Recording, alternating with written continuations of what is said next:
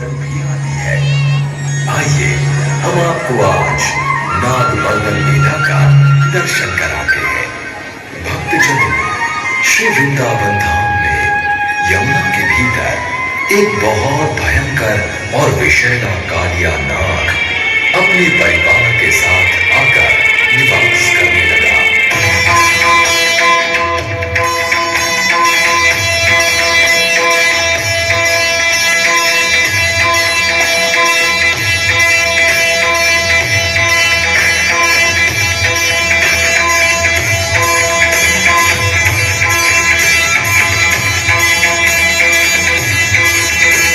भक्तजनों, इस प्रकार यमुना जी का जल दूषित एवं विषैला हो गया। जो भी जीव यमुना का जल पान करता वो कालिया नाग के विष के कारण मृत्यु को प्राप्त हो जाता। इतना ही नहीं, आकाश में उड़ने वाले पक्षी भी मृत्यु को प्राप्त हो जाते। ये जानकर कन्हैया ने यमुना जी को विष मुक्त करने के लिए एवं कालिया नाग को यमुना से निकालने के लिए एक सुंदर सी लीला रची और अपने ग्वाल बालों को संग लेकर गेंद खेलने के बहाने यमुना जी के तट कालिया देह पर आ गए।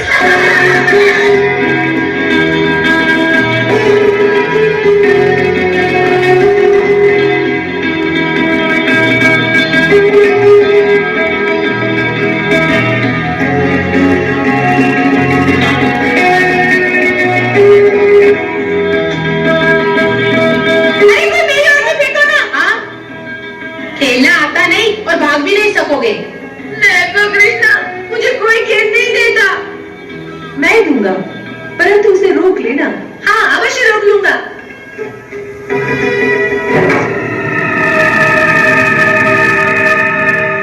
मैं कहता था ना कि मनसूखा को मत दो, ये नहीं रोक सकता।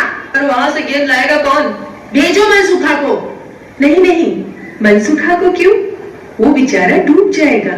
तो फिर तू ही लेके आ। अच्छी बात है, मैं लेकर आता हूँ।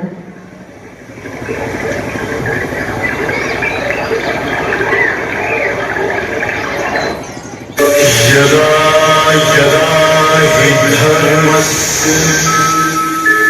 ग्लानिर्भवति भारत अभ्युत्थानम् अधर्मस्य तदात्मानं सृजाम्यहम् परित्राणाय साधूनां विनाशाय च दुष्कृतां धर्म संस्थापनार्थाय संभवामि युगे युगे।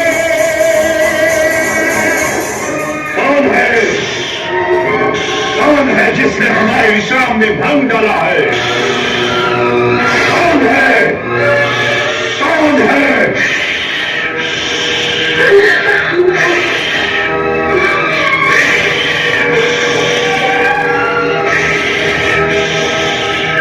कौन है? ये जीवित यहां तक कैसे पहुंच गया? इसे यहां कौन लाया है? हम नहीं जानती स्वामी, ये स्वयं ही यहाँ तक आ गया है। कोई अनजान बालक है, इसकी घोर को क्षमा कर दीजिए। क्षमा करना हमारे स्वभाव के विरुद्ध है और ये तो स्वयं ही काल का ग्रास बनने आ गया है। कौन हो तुम? कृष्ण। कृष्ण? कौन कृष्ण? वह कृष्ण जो काल का भी काल है, वह कृष्ण जो तुम जैसे दुष्टों का विनाश करने के लिए धरती पर अवतीर्ण हुआ है।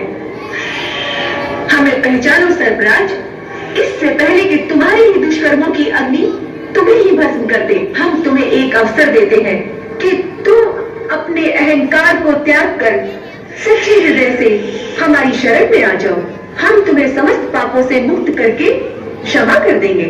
हमें दया की भेंट मांगने को कह रहे हो, जब इस समय तुम्हारे प्राण हमारी दया पर निर्भर है।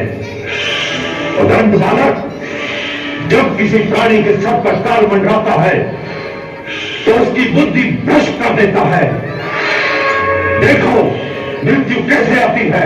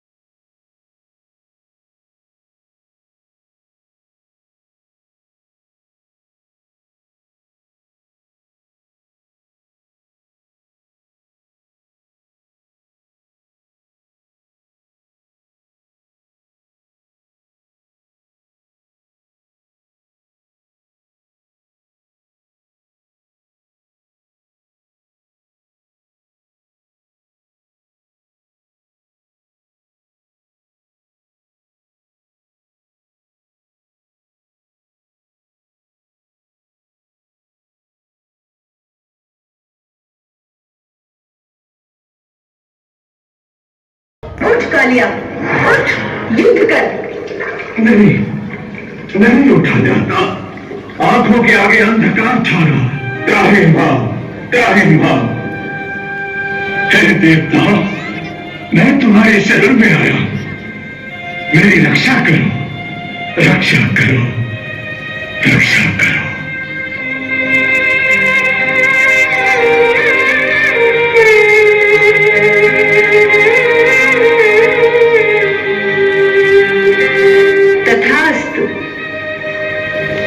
जाओ सरपराज, मैं तुम्हें जीवन दान देता हूं, परंतु एक शर्त पर कि तुम यह स्थान छोड़कर यमुना जी के रास्ते समुद्र के मध्य में स्थित रमणक द्वीप पर चले जाओ, जो महान सर्पों के रहने का एक स्थान है। परंतु स्वामी, वहां मुझे आपका वाहन गरुड़ जीता नहीं छोड़ेगा। भगवान, पहले मैं उसी रमणीक द्वीप पर अपनी प्रजा के साथ रहता था। तब एक बार जब गरुड़ जी मेरे प्राण लेने मुझ पर झपटे, तो उनके भय से मैं अपनी पत्नियों सहित यमुना के रास्ते इस कुंड में आकर छुप गया। आप तो जानते हैं कि सौरभ मुनि के श्राप के कारण गरुड़ जी इस यमुना के कुंड में नहीं आ सकते। इसलिए अपने प्राणों को बचाने के लिए मैं यहाँ आकर छुप गया हूँ। नहीं नागराज, अब गरुड़ तुम्हें कुछ नहीं करेंगे। अब तुम्हारी फनों पर हमारी चरण धूलि देखकर गरुड़ तुम्हें मारने की जगह इस चरण धूलि को नमस्कार करेंगे। जाओ भैया, अब रमण द्वीप पर अपने पति के साथ निर्भय होकर विहार करो। उठो कालिया, अब हमें बाहर लेकर चलो। विषधर कालिया निर्मल कर दिया नीर, गूंजेगी मुरली मधुर, जीवन जमुना तीर। एक big round of applause for this performance, this powerful, wonderful performance. एक जोरदार तालियां हमारे बच्चों के लिए।